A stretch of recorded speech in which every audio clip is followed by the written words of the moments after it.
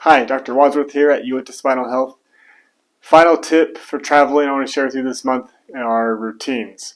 When we travel, all of our routines kind of go out the window. Our exercise routine, a lot of our just daily routines just go out.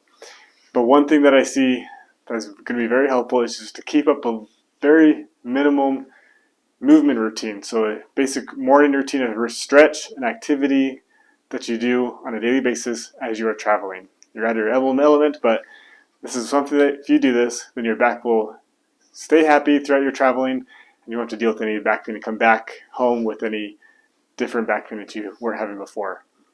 A key part of this routine is you don't know what you're going to have, so I'm going to share with you a basic routine you can do that's just requiring you and the floor. You have that anywhere you go, and it's something you can basically do for 5 to 10 minutes. It's a combination of stretching and some activation.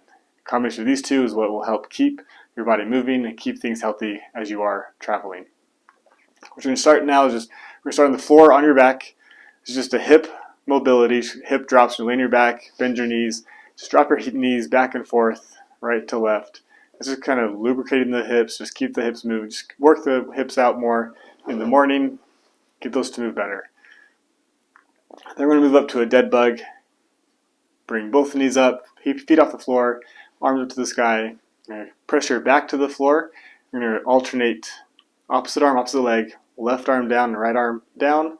Come back, left arm, right leg. Alternate back and forth.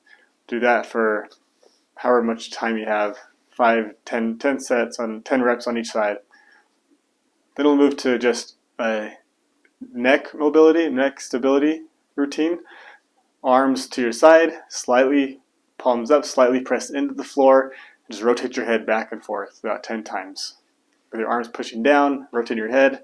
That can help just wake up your neck in the morning. Then we'll do the glute activation. Feet up, knees up, and you're going to do a glute bridge. So as you raise your hips up to the floor, up to the sky a little bit, and back down. Before you raise up, press your back to the floor, tilt your pelvis, then raise up. You'll feel your glutes activate a little bit more.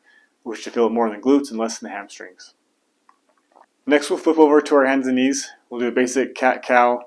With this, I want to focus on just your lower back and focus your lower back moving up and down and just lubricate that a little more. Just get some movement in there, add some movement. It's going to help wake up your back.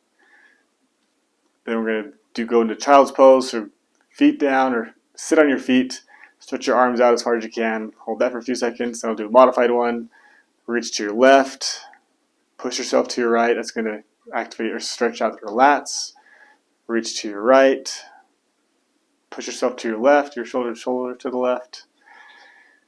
Then we're going to prop yourself up. Place your hand on the back of your head or neck. And you rotate arm down. Bring that elbow down towards the knee and then rotate up to the sky. This is stretching and mobilizing that upper back. That tends to get stiff from sitting for a long time or just in a different bed. Do that 10 times, both sides. And then we'll do these prone press-ups. These are going to be probably the best thing that I've done with traveling. And you'll find that these will really help with your lower back. Lay in your stomach. You can do a lazy man push-up, I call them. So do a push-up, but keep your hips on the floor. Do those 10 to 20 times. At the top of the push-up, you're going to breathe out and let your belly sag to the floor. Do that 10 to 20 times. That's a good routine on the floor. Then we'll move up to our knees. We're going to do some hip mobility and ankle mobility again. Get on one knee, and we'll do this rocking movement. One knee, foot out in front of you. You're going to rock in front of you. Then put the your foot out at a diagonal. Rock into that side, and then go out to your side. Rock there. Do that 2 or 3 times. Then go to the other leg. Then you're going to rock forwards. Rock 45 degrees at a diagonal, and then to your side. You're working on your hips and your ankle there. And we'll do a hip flexor stretch. So again, on one knee, put your other foot in front of you. You're going to tilt the pelvis.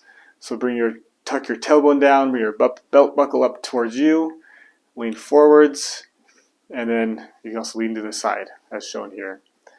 Another little tip that's really helpful for this is you prop your knee out, so their knees on the ground like a kickstand, and your ankle's going to be outside of your knee, knees outside your hip. There's a good tip for that. Hold that for 20 to 30 seconds, and then we'll move up to standing. And just a basic blood pumping exercise is just do a few air squats, get the muscles activated. If you need help, grab the doorknob or the door jamb and help yourself get down and up, and just activate those legs and core. So there's a simple routine that you can do. There are many others you can do. Do any of them. You can do this one, you can do another one you find, but do some sort of routine to keep your body moving. You're traveling, you're at a different location. Do something to keep your body moving well and healthy. Travel safe, happy holidays, Merry Christmas, and have a Happy New Year.